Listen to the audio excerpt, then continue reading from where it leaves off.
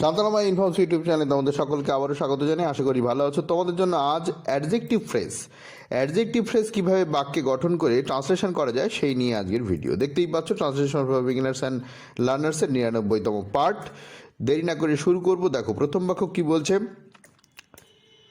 নেতাজি সুভাষ একজন নিষ্কলঙ্ক চরিত্র। বেশ, নেতাজি সুভাষ একজন নিষ্কলঙ্ক চরিত্র।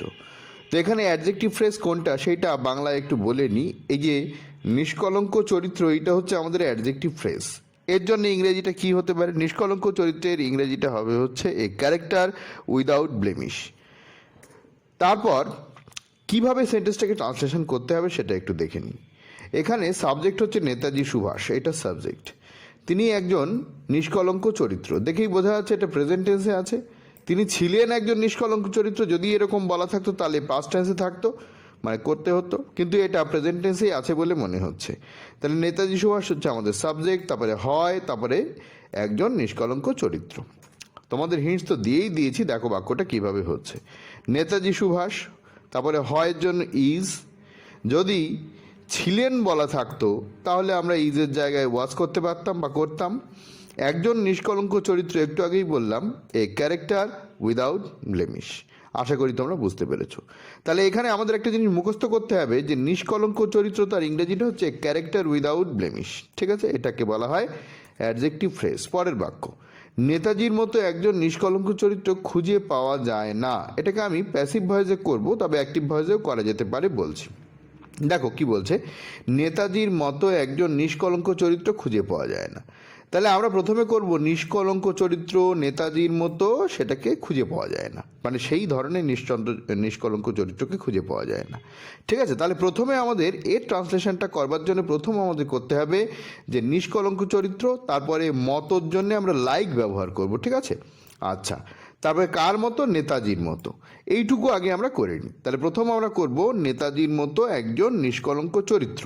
তাহলে মতো যখন থাকবে তখন মতোর পরে যে কথাটা থাকবে সেটাকে আমরা আগে লিখি, এটা মাথায় রেখো। তাহলে ওইটা আগে লিখতে গেলে কি লিখবো? একজন নিষ্কলঙ্ক চরিত্র মানে ক্যারেক্টার উইদাউট ব্লেমিশ। তারপরে নেতাজির মতো, মতো ইংরেজি কি বললাম? লাইক। ঠিক আছে, হলো লাইক। কার মতো? নেতাজির মতো, লাইক নেতাজি। তাহলে এইটুকুর মানে কি হলো? নেতাজির মতো একজন নিষ্কলঙ্ক চরিত্র খুঁজে পাওয়া যায় না, মানে কেউ খুঁজে পায় না। এটাকে প্যাসিভ ভয়েসে যদি আমরা করি তাহলে লিখতে হবে can not be found out. ঠিক আছে, যদি তোমরা মনে করো এটা অ্যাক্টিভ ভয়েসে করবে, করতে পারো। কি লিখবে? প্রথমেই শুরু করবে we can not find out. সেক্ষেত্রে কিন্তু ক্যান নট বি আর হবে না, আর ফাউন্ডও হবে না, হবে ফাইন্ড আউট।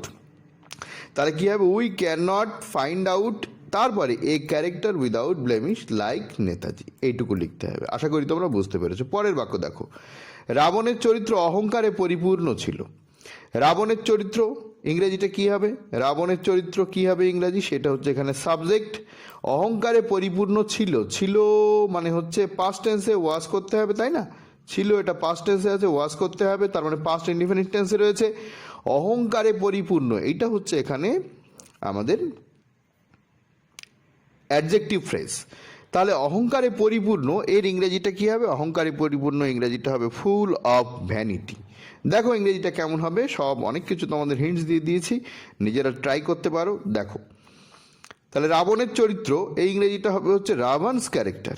ঠিক আছে, কেউ কেউ মনে করতে পারে এটাকে দ্য ক্যারেক্টার অফ রাভানা লিখলে কি এমন ক্ষতি হবে। না, খুব একটা যে ক্ষতি হবে তা নয়, অনেকে লেখে, কিন্তু সাধারণত আমরা ব্যক্তিবাচকের ক্ষেত্রে অ্যাপোস্ট্রফি এসটা ব্যবহার করি। তাহলে রাভানস ক্যারেক্টার তার মানে হচ্ছে রাবণের চরিত্র ছিল। এই ছিলর জন্য আমরা কি ব্যবহার করব? এই ছিলর জন্য আমরা ব্যবহার করব ওয়াজ, তাই না? তো ওয়াজ, তাহলে রাবণের চরিত্র ছিল অহংকারে পরিপূর্ণ, একটু আগে বললাম ফুল অফ ভ্যানিটি। এই ফুল অফ ভ্যানিটি এটা হচ্ছে আমাদের অ্যাডজেক্টিভ ফ্রেজ, এই যে অহংকারে পরিপূর্ণ। আশা করি তোমরা বুঝতে পেরেছো। পরের বাক্য, লোকটি কানে খাটো। ঠিক আছে, লোকটি কানে খাটো এর ইংরেজিটা কি? আচ্ছা, লোকটি কানে খাটো মানেটা কি? লোকটি কানে খাটো এর অর্থ হচ্ছে লোকটি কানে কম শোনে। ঠিক আছে, খুবই সহজ বাক্য এবং এটা প্রেজেন্ট ইনডিফিনিট টেন্সে রয়েছে। দেখো কীরকম হচ্ছে, লোকটি ইংরেজি হচ্ছে দ্য ম্যান। প্রেজেন্ট ইনডিফিনিট টেন্সের জন্য আমরা ইজ আনবো। কানে খাটো ইংরেজি অনেকেই তোমরা জানো হার্ড অফ হিয়ারিং করা যেতে পারে, অনেকে মনে করতে পারো শর্ট অফ হিয়ারিং করবে, তাও করতে পারো। ঠিক আছে, আশা করি বুঝতে পেরেছো। তো তোমাদের একটা কথা বলি, ট্রান্সলেশন ফর বিগিনার্স অ্যান্ড লার্নার্সের এটা 99তম পার্ট। এর আগে 1 থেকে 98টা এই ধরনের ভিডিও এই চ্যানেলে আপলোড হয়েছে। যারা দেখোনি তাদেরকে রিকোয়েস্ট করবো শান্তনাময় ইনফর্মস ইউটিউব চ্যানেলের প্লেলিস্টে যাও, সেখানে তোমরা ট্রান্সলেশন ফর বিগিনার্স অ্যান্ড লার্নার্সের ভিডিওগুলো দেখে নিতে পারো। এছাড়াও দেখবে এই ভিডিওর নিচে একটা ডেসক্রিপশন বক্স আছে, সেখানে টাচ করলেই তোমরা ডেসক্রিপশন বক্সটা খুলে যাবে, সেখানেও তোমরা আগের ভিডিওগুলোর লিঙ্ক পেয়ে যাবে। এছাড়াও তোমাদের একটা কথা বলে রাখি, পিকেতে সরকারের বইয়ের অনুশীলনীর বহু অনুবাদ, বহু প্রেসি এবং আরও বিভিন্ন ইম্পর্টেন্ট টপিকের উপরে 70-এর উপরে নিউজ পেপার রিপোর্ট রাইটিং এর চ্যানেলে আপলোড হয়েছে, যেগুলো পরীক্ষা বিভিন্ন সময় কমন আসে বা এসেছে। সেই প্রশ্নগুলো তোমরা দেখে নিতে পারো। শান্তনাময় ইনফর্মস ইউটিউব চ্যানেলের প্লেলিস্টে গিয়ে তোমরা রিপোর্ট রাইটিং দেখতে পারো, অথবা এই ভিডিওর নিচে ডেসক্রিপশন বক্সেও তোমরা দেখতে পারো। পরের বাক্যে যাই। পরের বাক্য বলছে এটা এই কোম্পানিতে নিয়ম বিরুদ্ধ। এই যে নিয়ম বিরুদ্ধ কথাটা আছে, এটাই হবে অ্যাডজেক্টিভ ফ্রেজ। আচ্ছা, এটা ইংরেজি ইট করে দিতে পারি আমরা, এই কোম্পানিতে ইংরেজি ইন দিস কোম্পানি হবে। আর দেখে বোঝা যাচ্ছে এটা এই কোম্পানিতে নিয়ম বিরুদ্ধ, তার মানে হচ্ছে এটা এই কোম্পানিতে হয় নিয়ম বিরুদ্ধ, প্রেজেন্ট ইনডেফিনিট টেন্সে আছে। টেন্স নিয়েও তোমাদের যদি কোনো ডাউট থাকে তোমরা এই চ্যানেলের প্লেলিস্টে গিয়ে টেন্স অ্যান্ড ট্রান্সলেশনের ভিডিওগুলো দেখে নিতে পারো। তাহলে এটা হয় নিয়ম বিরুদ্ধ, এই কোম্পানিতে এইভাবে করবো, দেখো কীভাবে হচ্ছে। ভিডিও পজ করে অবশ্যই ট্রাই করতে পারো। দেখো, ইট, ইট মানে হচ্ছে এটা, প্রেজেন্ট টেন্সে আছে, তাহলে হবে কি ইজ। তাহলে এটা হয় নিয়ম বিরুদ্ধ। ইংরেজিটা কি? নিয়ম বিরুদ্ধ ইংরেজি হচ্ছে কন্ট্রারি টু দ্য রুলস। ঠিক আছে, সেটাই করে ফেলি, কন্ট্রারি টু দ্য রুলস, তার মানে এটা নিয়ম বিরুদ্ধ। কোথায় নিয়ম বিরুদ্ধ? এই কোম্পানিতে, ইন দিস কোম্পানি। হয়েছে? আচ্ছা, যদি এরকম থাকতো যে এটা কোম্পানি নিয়মের অনুযায়ী, কোম্পানি নিয়ম অনুযায়ী নিয়ম বিরুদ্ধ, এটাকে এইভাবে বলা যেতে পারতো, it is contrary to the rules according to company act বলা যেতে পারতো। ঠিক আছে, it is contrary to the rules in this government policy বা অ্যাকর্ডিং টু গভর্নমেন্ট পলিসি, এভাবেও বলা যেতে পারতো। ঠিক আছে, এরকম অনেক ক্ষেত্রেই বলা যায়। ইন দিস গভর্নমেন্ট সেক্টর এভাবেও বলা যেতে পারতো। পরের বাক্য দেখো কি বলছে, তাকে এইভাবে নিয়োগ করাটা নিয়ম বিরুদ্ধ। কি বলছে? তাকে এইভাবে নিয়োগ করাটা নিয়ম বিরুদ্ধ। নিয়ম বিরুদ্ধ ইংরেজি তোমরা শিখেই ফেলেছো। তাকে এইভাবে নিয়োগ করা, নিয়োগ করা ইংরেজি হচ্ছে অ্যাপয়েন্টমেন্ট করা। তাকে অ্যাপয়েন্ট মানে তার অ্যাপয়েন্টমেন্ট, এইভাবে ইংরেজি ইন দিস ওয়ে করা যেতে পারে। ঠিক আছে, দেখো কিভাবে করা হচ্ছে। তাকে এইভাবে নিয়োগ করা মানে তার অ্যাপয়েন্টমেন্ট এইভাবে। হিজ অ্যাপয়েন্টমেন্ট মানে হচ্ছে তাকে নিয়োগ করা। ওকে, হিজ অ্যাপয়েন্টমেন্ট মানে তাকে নিয়োগ করা, সে কাউকে নিয়োগ করছে তা কিন্তু নয়।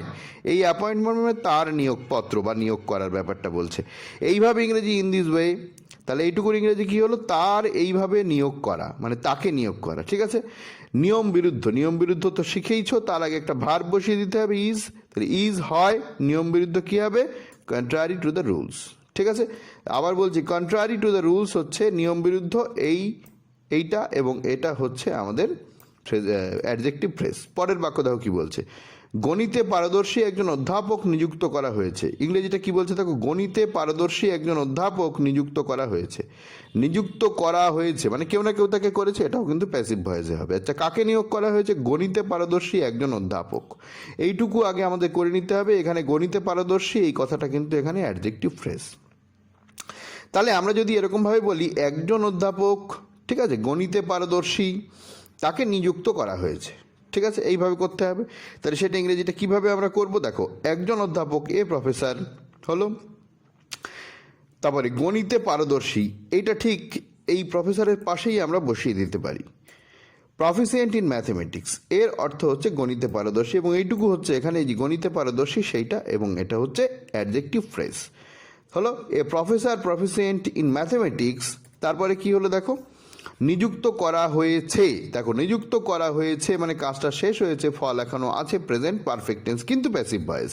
হ্যাজ বিন অ্যাপয়েন্টেড, তাকে নিযুক্ত করা হয়েছে, হ্যাজ বিন অ্যাপয়েন্টেড। ঠিক আছে, যদি সে কাউকে নিয়োগ করতো তাহলে হতো হ্যাজ অ্যাপয়েন্টেড, কিন্তু তাকে নিয়োগ করা হয়েছে, এটা হবে has been appointed, voice change হয়ে গেছে।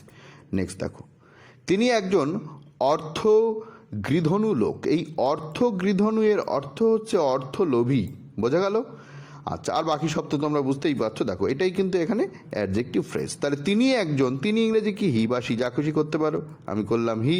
তিনি হন, এই জন্যে আমরা একটা ভার্ব দিতে হবে ইজ, তাহলে তিনি হন কেমন ব্যক্তি? অর্থ গৃধনু লোক মানে কি? অর্থলোভী। তাহলে অর্থলোভী ইংরেজিটা কি?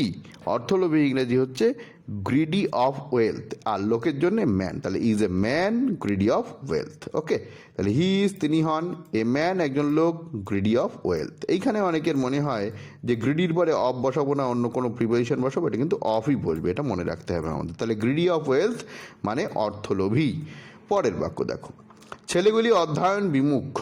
ঠিক আছে, খুব মানে একটা সুন্দর কথা, সুন্দর কথা না, কথাটা খারাপ কথা, কিন্তু এই কথাটা অনেকের ক্ষেত্রেই প্রযোজ্য, সেই জন্য বললাম যে কথাটা সুন্দর মানে কমন কথা আর কি।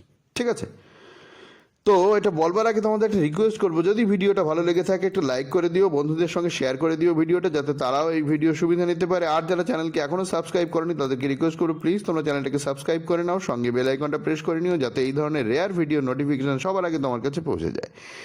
আর যারা চ্যানেলকে সাবস্ক্রাইব করে আমাদের সঙ্গে আছো তাদেরকে অসংখ্য ধন্যবাদ। তোমরা কমেন্ট করে জানিও ভিডিও কেমন লাগলো, আরও কি প্রয়োজন, আমি সময় পেলে নিশ্চয়ই প্রোভাইড করার চেষ্টা করব। দেখো এই বাক্যটা কী হবে, ছেলেগুলি অধ্যয়ন বিমুখ, ইংরেজিটা কী হবে, ছেলেগুলি ইংরেজিটা কি, দ্য বয়েজ। অধ্যয়ন বিমুখ এইটা হবে হচ্ছে অ্যাডজেক্টিভ ফ্রেজ, এবং তার ইংরেজিটা কেমন হতে পারে দেখো, অধ্যয়ন বিমুখ ইংরেজি হবে averse to study, to preposition বলবে। দেখো ছেলেগুলি ইংরেজি দ্য বয়েজ, অধ্যয়ন বিমুখ, দেখো ছেলেগুলি অধ্যয়ন বিমুখ বলেনি কিন্তু, ছেলেগুলি ছিল অধ্যয়ন বিমুখ, বলেছে ছেলেগুলি অধ্যয়ন বিমুখ, তার মানে হচ্ছে ছেলেগুলি হয় অধ্যয়ন বিমুখ।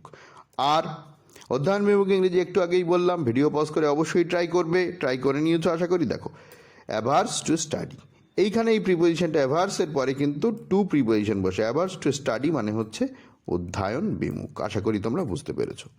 ভিডিওটা এখানেই শেষ করছি, ভালো থেকো, আবার দেখা হবে পরের ভিডিওয়ে।